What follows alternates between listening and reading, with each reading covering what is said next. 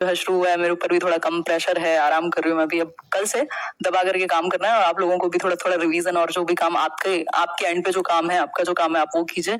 और मैं भी खुद को मोटिवेट करती हूँ, है ना। कल से फिर काम पर लगते हैं, कोशिश करते हैं। डेली इंग्लिश डोज की काफी डिमांड है आप लोगों की, तो 30 दिन का एक चैलेंज लेते हैं। कोशिश करती हूँ मैं कि 1-2 दिन में उसको स्टार्ट किया जाए और उस पर काम किया जाए सुबह मॉर्निंग में, है ना। बहुत बढ़िया, क्योंकि इंग्लिश सभी एग्जाम्स में आता है और 10 नंबर मिनिमम और 20 भी जाता ही है। चलिए आते हैं। Teaching becomes much more effective provided, शिक्षण और अधिक प्रभावी हो जाता है यदि, क्या यदि students are given autonomy and control to work on their own, यदि छात्रों को स्वायत्ता और नियंत्रण खुद के तरीके से काम करने का मिले, है ना। खुद के दम पर मत चले जाइएगा, हिंदी का ट्रांसलेशन खतरनाक होगा। नेक्स्ट है, बहुत बड़े आशीष, नेक्स्ट है students learning is directed and controlled by the teacher. जब जो बच्चों की जो लर्निंग है उसको डायरेक्ट करे टीचर, कंट्रोल करे टीचर, या फिर teacher plays a central role in explaining the facts. भाई शिक्षक जो है तथ्यों को, फैक्ट्स को एक्सप्लेन करने में एकदम रोबोटिक हो जाए। या फिर नेक्स्ट है D option, teacher directs learning, शिक्षक सीखने का निर्देशन करता है। बताइए एक बार, एक टाइम टेबल में शेयर करती हूँ कल होपफुली इस मंथ के लिए कि हम क्या क्या करने वाले हैं। कोशिश रहेगी हफ्ते में एक दिन हम थियोरी भी करें, कुछ प्रैक्टिस भी करें और अलग अलग सब्जेक्ट्स भी कर लें, ठीक है बात। तो ऐसे 1 वुमेन आदमी है तो थोड़ा सा मैनेज करने में प्रॉब्लम होगी ही, बट विल मैनेज, है ना। बताइए एक बार, राखी कहाँ गई आपकी यार? बहुत ही ज्यादा अनकंफर्टेबल हो रहा था उसको संभालना, तो अभी शाम में निकाल दी। बताओ एक बार, ए को लॉक कर दें। अच्छा, students, when students are given autonomy and control to work on their own, भाई छात्रों को स्वायत्ता और नियंत्रण अपने दम पर काम करने के लिए, जब बेसिकली उनको स्वायत्ता मतलब ऑटोनॉमी मिले, फ्रीडम मिले, उनको भी काम करने का मौका मिले, यानी कि कुछ प्रॉब्लम सॉल्व कर रहे हैं या फिर कुछ भी स्वयं से कुछ और एक्टिविटी कर रहे हैं, और control to work on their own मतलब सेल्फ रेगुलेशन का उन्हें मौका मिले, अपने ही काम को वो रिफ्लेक्ट कर पाए, उसको ऑब्जर्व कर पाए, एक तरीके से सेल्फ असेस भी कर पाए खुद को। तो इससे अच्छा कहीं और नहीं रहेगा, क्योंकि यहाँ बच्चे को रिस्पॉन्सिबल फील होगा, वो अपने एक्शंस के लिए जिम्मेदार फील करेगा, ठीक है बात। सिर्फ स्टूडेंट्स को कंट्रोल करना ये हमारा मेन मकसद नहीं होता। फैसिलिटेटर है टीचर, सुविधा दाता है, डिक्टेटर नहीं है, ठीक है बात। Teacher plays a central role, नहीं, बच्चे को सेंटर में रखना है, तभी तो हम चाइल्ड सेंटर्ड एजुकेशन की बात कर रहे हैं आज की डेट में। Teacher directs learning, teacher direct करे लर्निंग को, इससे ज्यादा बेहतर क्या है? A option. तो बच्चे को सेंटर में रखा जाए, बच्चे को हैंड्स ऑन एक्टिविटी और पूरा जो करके सीखना है, लर्निंग बाय डूइंग, उस पर हम फोकस करते हैं। आगे बढ़ेंगे नेक्स्ट क्वेश्चन पर। नेक्स्ट क्वेश्चन क्या है देख लेते हैं। अ गुड क्लासरूम टीचर, एक अच्छा कक्षा शिक्षक या एक अच्छा शिक्षक कक्षा में क्या करेगा? Nurtures the learners natural curiosity, जो बच्चे की जो नेचुरल क्यूरियोसिटी है, प्राकृतिक जो सीखने की उसके अंदर जिज्ञासा है, उसको पोषण देगा। या फिर encourages learners to engage in dialogue, यानी कि बच्चों को एनकरेज करे वो कि वो डायलॉग में, एकदम डिस्कशन में, परिचर्चा में भाग लें। या फिर involves learners in real world situation, वास्तविक दुनिया की परिस्थितियों में उसको इन्वॉल्व किया जाए। या फिर ऑल ऑफ दीज। जवाब दीजिए। बहुत बढ़िया, today is my first class. कौन है ये व्यक्ति? We all are great wanna. Buffering यहाँ से नहीं है, यहाँ से मस्त चल रहा है एकदम। हम आपकी बात नहीं मानेंगे यदि आप बफरिंग की बात करेंगे तो, है ना। ग्रेट, अपनी ही वीडियो नहीं देख पा रही हूँ मैं, बताओ हद है, क्या हो गया? देखो इसका आंसर जो होगा, इसका आंसर होगा ऑल ऑफ दीज, क्योंकि आपको बच्चा इनेट मतलब आंतरिक क्षमता है उसमें सीखने की, क्यूरियस है बाय नेचर, यानी जिज्ञासु है, हर एक चीज को देख के जिज्ञासा आती है कि ये कैसे है, क्यों है ना। हम बाय नेचर ऐसे ही होते हैं, फिर धीरे धीरे या तो हमारा सिस्टम या तो हमारे आसपास के लोग उसको खत्म करते रहते हैं और फिर हम हर चीज को लेकर उदासीन हो जाते हैं, जो कि गलत है। क्यूरियोसिटी हमेशा होनी ही चाहिए हमें। फिर है encourages learners to engage in dialogue, discussion में इन्वॉल्व करो, बच्चे की बात को जानना चाहो, है ना, कोई प्रॉब्लम दो ताकि सॉल्व हो पाए। बच्चे को रियल वर्ल्ड सिचुएशंस में, जो वास्तविक जीवन में काम आने वाली हैं, जो सिर्फ किताबी नहीं है, उन चीजों में इन्वॉल्व करना। यानी चारों ही बातें सही हैं, और जब चारों बातें सही हो तो हम डी के साथ जाएंगे। आगे बढ़ेंगे नेक्स्ट क्वेश्चन की तरफ। नेक्स्ट क्वेश्चन क्या है देख लीजिए एक बार। Students have following characteristics for learning and teaching, बच्चों में विशेषताएं हैं किसके लिए? अधिगम और शिक्षण के लिए। कौन सी? एक्टिवनेस इन लर्निंग, बच्चे एक्टिव होते हैं सीखने में।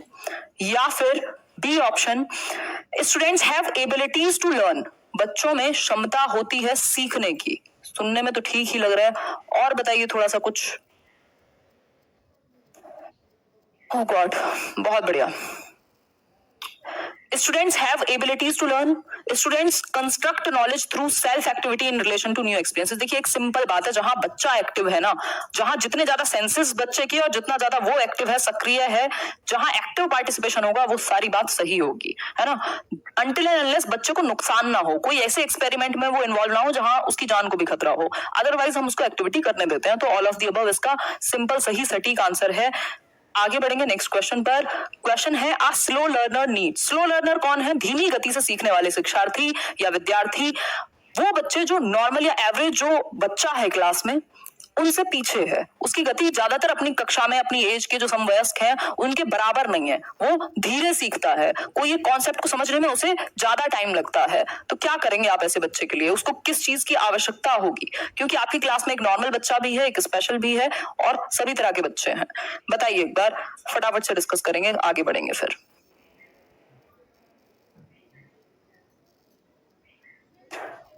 बताइए एक बार।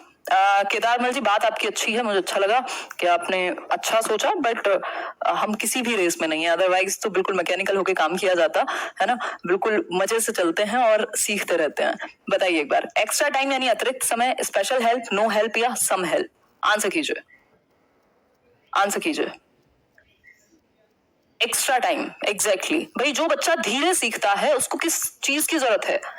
ज्यादा समय की जरूरत है, उसको एक्स्ट्रा टाइम देना पड़ेगा क्योंकि वो स्लो सीखता है। जितनी देर में आपने मान लीजिए एक एग्जांपल में किसी ज्यादातर बच्चे सेटल हो गए, उसको नहीं समझ आया होगा, तो आपको एक्स्ट्रा टाइम देके एक और एग्जांपल लेना पड़ सकता है, कुछ और तरीके से समझाना पड़ सकता है, तो एक्स्ट्रा हेल्प या कोई और एक्स्ट्रा क्लास भी लेनी पड़ सकती है। तो एक्स्ट्रा टाइम की जरूरत होती है। Special help, no help, some help, ये उतने ज्यादा जो है वैलिड रीजन नहीं है, क्योंकि स्लो लर्नर है तो एक्स्ट्रा टाइम देंगे तो अपने आप ये स्पेशल हेल्प भी आ जाएगी और इसका तो कोई तुक ही नहीं है और कुछ हेल्प भी मिल जाएगी।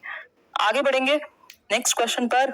If a student gives wrong answers to a question put up by you, you will. एक बच्चा है जो गलत आंसर देता है आपने जो क्वेश्चन पूछा है उसका, तो आप क्या करेंगे? पहला ऑप्शन है आपके पास, put up another question so that he himself realises that his answer was wrong.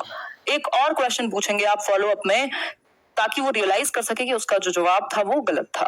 या फिर tell him why his answer was wrong, आप ये बताएंगे कि उसका उत्तर जो है वो क्यों गलत था। Ask some other students to answer, या फिर टेल दी करेक्ट आंसर। बताइए एक बार, आंसर कीजिए एक बार। बहुत बढ़िया।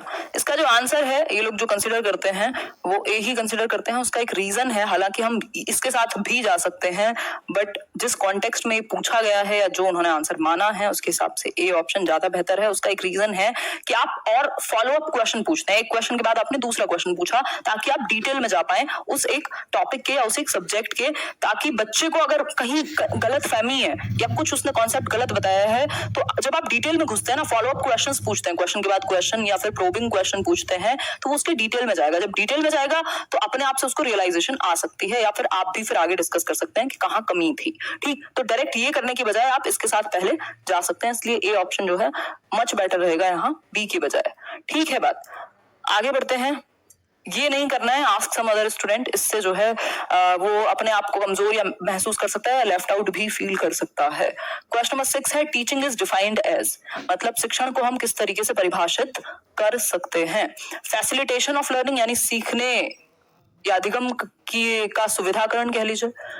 Transmission of knowledge by teachers and its reception by the students, हम कहेंगे भैया टीचर जो है वो नॉलेज को ट्रांसमिट कर देते हैं और जो बच्चे हैं वो उसको रिसीव कर लेते हैं। या फिर reading the text books, transmission of knowledge by teachers, क्या कहेंगे आप? टीचिंग को कैसे परिभाषित किया जा सकता है इन 2020 यानी 2020 में? बताइए एक बार। बहुत ही बढ़िया, गजब आंसर कर रहे हैं आप लोग। देखो ये ट्रांसमिशन ऑफ नॉलेज, ये तो फिर आपका गूगल से लेकर हर कोई कर देगा, ये जमेगी नहीं। आज की डेट में 2020 में ये बात चलती नहीं है कि transmission of knowledge by teachers and its reception by, इसमें बच्चों को आपने पैसिव बना दिया। मान लीजिए एक वही खाली बर्तन वाली बात हो गई, सामने खाली बर्तन बैठा हुआ है, यहाँ पर कुछ भर लिया है किसी ने और वो बोले जा रहा है, सामने वाला रिसीव करता हुआ पैसिवली उसको रिसीव करेगा। बच्चा भी सक्रिय होता है, जस्ट रिसीव नहीं करता। तो बेहतर ऑप्शन जो है वो फैसिलिटेशन ऑफ लर्निंग होगा। टीचिंग क्या है, आप अधिगम के लिए सुविधा दाता हैं, आप एनवायरमेंट क्रिएट करते हैं, आप नर्चर करते हैं, ऐसे एक्टिविटीज कराते हैं जिससे बच्चा खुद सीख सके, जहां जरूरत होती है वहां सपोर्ट करते हैं। मतलब आप सुविधा दाता हैं, फैसिलिटेटर हैं। ये बात आपका एनसीएफ 2005 भी कहेगा। ठीक है, बात यहां तक की क्लियर हो गई होगी। आगे ही बढ़ जाते हैं अब। Which one of the following is a level of teaching, इनमें से कौन सा जो है सीखने का स्तर है, level of teaching? Reflective, interactive, projective या फिर समेटिव? जवाब दीजिए एक बार, जवाब दीजिए जवाब। धन्यवाद प्रियंका, बहुत ही बढ़िया बात करते हैं आप।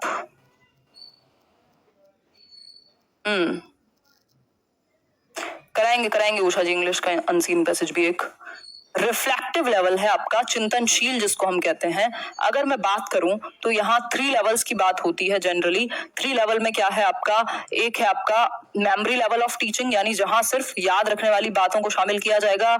एक है आपका अंडरस्टैंडिंग लेवल, मतलब अब आप समझ भी रहे हैं, सिर्फ डेफिनेशन रटी नहीं है। और तीसरा है रिफ्लेक्टिव, जब आप चिंतन करें टीचर अपने पढ़ाए हुए पर और बच्चे पढ़े हुए पर कि क्या है जो हमने सीखा, उस पर जब हम रिफ्लेक्ट कर रहे हैं, प्रकाश डाल रहे हैं, तो आपको पता लगेगा कि कहाँ कमी थी, कहाँ और अच्छा किया जा सकता है। तो ये 3 लेवल्स हैं टीचिंग के। ये फेजेस होते हैं, इंटरएक्टिव और इसमें एक प्री एक्टिव, पोस्ट एक्टिव, वो फेजेस हैं। यहाँ लेवल की बात हुई है, इसलिए बी ऑप्शन जो है सही नहीं होगा।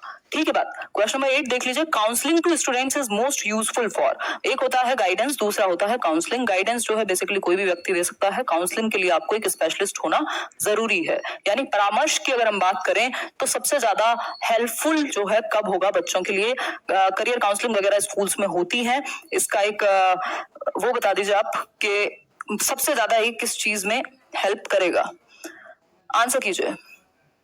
प्लेलिस्ट कोई भी देख लो, मैम इंग्लिश मैथ भी स्टार्ट कर दो, करेंगे यार, वो डेली इंग्लिश डोज स्टार्ट करेंगे, वो एक छोटी सी डोज है बट उससे आप कनेक्शन में रहते हैं। और लैंग्वेज को टाइम चाहिए, एक दिन में अगर आप 2 घंटे की क्लास ले लेंगे इंग्लिश की, जरूरी नहीं है वो उतनी ही इफेक्टिव होगी जितनी डेली की आपकी 10 मिनट की होगी, है ना। आंसर कीजिए, वो आप सभी के लिए टेस्ट की तरह काम आएगा। सी ऑप्शन, मतलब developing self confidence in them, ये सबसे बड़ा रीजन है।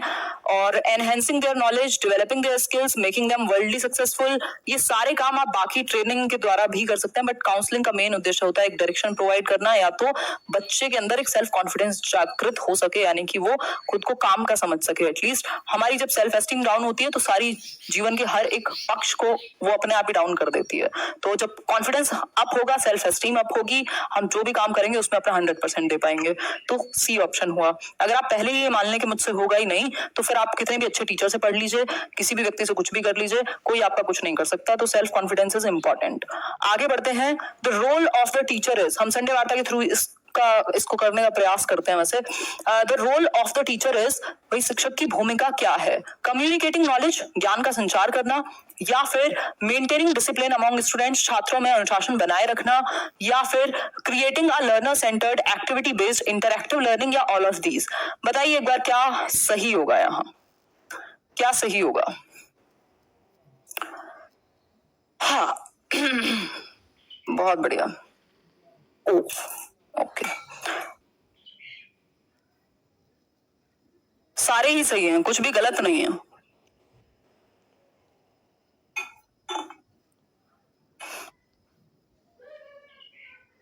कुछ भी गलत नहीं है, सभी बातें सही हैं। 10:20 हो चुके हैं, आप अपनी स्क्रीन पे भी देख पा रहे होंगे, है ना।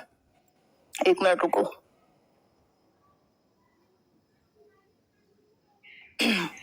सारी ही बातें सही हैं, कुछ भी गलत नहीं है जिसको हम नकार सकें। और पूछा क्या था एक बार ये भी देख लेते हैं। रोल मोस्ट इंपॉर्टेंट नहीं पूछा इसमें से, अगर किसी एक के बारे में पूछता तो शायद हम सी के साथ चले जाते। आगे बढ़ते हैं 10th क्वेश्चन पर। अकॉर्डिंग टू प्रोफेसर जीन पियाजे, the mental development of 0 to 14 years age group occurs in 4 stages. अब देखिए बोर्ड ने 0 to 14 ईयर्स लिखा हुआ है, और जो बिना मतलब साइंटिस्ट बनते हैं ऑनलाइन उनको अब ये समझ में आना चाहिए कि 0 to 14 ईयर्स का मतलब है कि जब तक 365 दिन नहीं होते तो 1 साल नहीं बन सकता, तब तक 0 ईयर ही लिखा जाएगा उसको। ठीक है, तो 0 to 14 ईयर्स एज ग्रुप का एक बच्चा है इन 4 स्टेजेस, 4 स्टेजेस में। ठीक है बात भाई, 14 साल की उम्र तक प्याजे ने 4 स्टेजेस बनाई हुई हैं अगर आप देखेंगे तो। Name the stage of development for 7 to 11 years. 7 से 11 वर्ष के बच्चे को आप किस एज ग्रुप में डालेंगे, बताइए एक बार। अच्छा, सुप्रिया पाल सिंह नाम ले लिया आपका, आप नए हैं, नए पुराने सभी लोगों का स्वागत है। आंसर कर दीजिए एक बार। ग्रेट, सी ऑप्शन, मतलब कि कॉन्क्रीट ऑपरेशनल। बिल्कुल सिंपल बात है, इसको मूर्त संक्रियात्मक, जहां आपका इंडक्टिव रीजनिंग आ जाएगी, लॉजिक आ जाएगा बच्चे में मूर्त चीजों के प्रति। 7 से 11 वर्ष। सेंसरी मोटर क्या है, जन्म से 2 वर्ष या 0 to 2 years। प्री ऑपरेशनल है 2 से 6 या 7 वर्ष, और फॉर्मल ऑपरेशनल है 11 से 15 या 14 तक हम इसको कह सकते हैं। तो ये 4 स्टेजेस प्याजे ने डिवाइड की हुई हैं। हमने इनको याद रखने के लिए SPCF एक निमोनिक बनाया हुआ है। S for sensory motor, P for pre operational, C for concrete operational and F for formal operational. ठीक है, क्वेश्चन नंबर 11 देख लीजिए, सेकंड लास्ट क्वेश्चन होगा ये, 12 क्वेश्चन करने वाले हैं हम कुछ। As a teacher how would you deal with those students sitting in the back seats and talking to each other. ये आपने भी शायद किया होगा या करते हुए देखा होगा अपने आसपास के बच्चों को, या अगर आप टीचर रहे हैं तो। अगर हम बात करें तो एक टीचर के रूप में आप कैसे डील करेंगे उन बच्चों के साथ जो पीछे बैठ करके ऐसे चैटर बॉक्स बन चुके हैं, गैरुलस हैं बहुत ज्यादा, मतलब बातें करते हैं, है ना। तो बताइए एक बार कैसे डील करेंगे। पहला ऑप्शन है बाय इग्नोरिंग देम, मतलब आप इग्नोर कर देंगे, या फिर ask them to keep quiet और लीव द क्लास। आप कहेंगे या तो शांत बैठो या बाहर चले जाओ, वो जो ट्रेडिशनल टीचर के तरीके से, या फिर उनको बाहर निकाल देंगे। Ask them why they are not paying attention. बताइए एक बार क्या करना पसंद करेंगे आप। ऐसे आज अपने साइज से बड़ी टी शर्ट पहन रखी है मैंने, उसका रीजन यही है कि इतनी टी शर्ट्स मंगवा ली हैं, बनवा ली हैं कि अब समझ नहीं आता कि कौन सी बची ने। सारी स्मॉल टी शर्ट्स बांट दी है मैंने यारी दोस्ती में, है ना। तो अब मेरे पास साइज की टी शर्ट नहीं बची है, मैं ये बाबा जी वाली टी शर्ट पहन के आया करूंगी। मजाक कर रही हूँ। खैर आंसर कीजिए एक बार। बहुत बढ़िया, डी ऑप्शन। डी ऑप्शन मतलब ask them why they are not paying attention. भाई सिंपल बात है, या तो आप एक काम करते हैं उन बच्चों को फ्रंट सीट पे बिठा देते हैं, अगर वो ऑप्शन नहीं है तो आप रीजन जानने की कोशिश करेंगे कि भैया कुछ समस्या तो नहीं है, या हमें भी बता दो ऐसी क्या बात है जो हमारे टीचर्स किया ही करते थे जिसपे इतनी हंसी आ रही है, हम भी हंस लेंगे। खैर वो सार्कास्टिक हो जाता था। तो डी ऑप्शन है इसका सही आंसर। पहले आप रीजन जानते हैं किसी भी बात का, उससे पहले एक्शन नहीं लेते हैं बिना वजह। ना तो आप बाहर भेजेंगे, बाहर भेज के कोई सीख नहीं लेगा, वो 4 बातें सुन भी रहा होगा तो बाहर जाके तो वो उनकी पूरी मंडली बन जाती है और खूब मजे करते हैं बाहर जाके बच्चे। आगे बढ़ते हैं नेक्स्ट क्वेश्चन पर। नेक्स्ट क्वेश्चन है आज के लिए लास्ट क्वेश्चन है, question number 12। In a class a naughty child disturbs the students, which method should a teacher adopt to know the problem of the child. एक बच्चा है जो कि शरारती है और डिस्टर्ब करता है बाकी विद्यार्थियों को, आप क्या करने का प्रयास करेंगे। सर्वे मेथड करेंगे बच्चे की समस्या को जानने के लिए, या फिर केस स्टडी करेंगे, एक्सपेरिमेंटल मेथड या ऑब्जर्वेशन मेथड। ये सारे मेथड्स होते हैं जिनको साइकोलॉजी में लगाया जाता है चीजों के बारे में जानने के लिए। कौन है जो ये गुस्से वाले इमोजी भेज रहा है। साइंस पेडागोजी भी कराओ। साइंस नहीं करेंगे ऋतु, साइंस इतनी अच्छी है नहीं और ना ही इच्छाएं हैं, जो कर सकते हैं वही कर लें तो बहुत हो जाएगा। अभी तो उसी के लिए टाइम मैनेज करना मुश्किल हो जाता है कई बार। बताइए एक बार 12th का बी कौन है।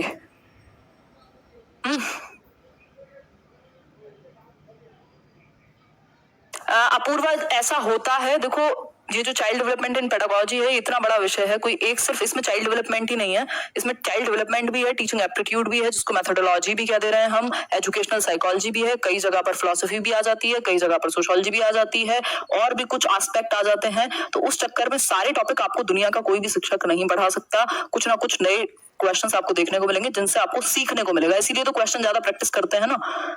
और कुछ थियरीज अभी बाकी हैं, उनको करा दिया जाएगा।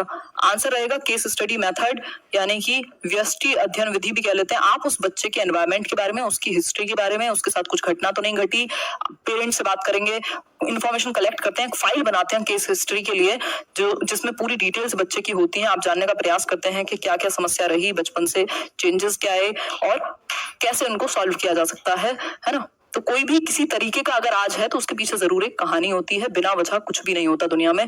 ठीक है बात।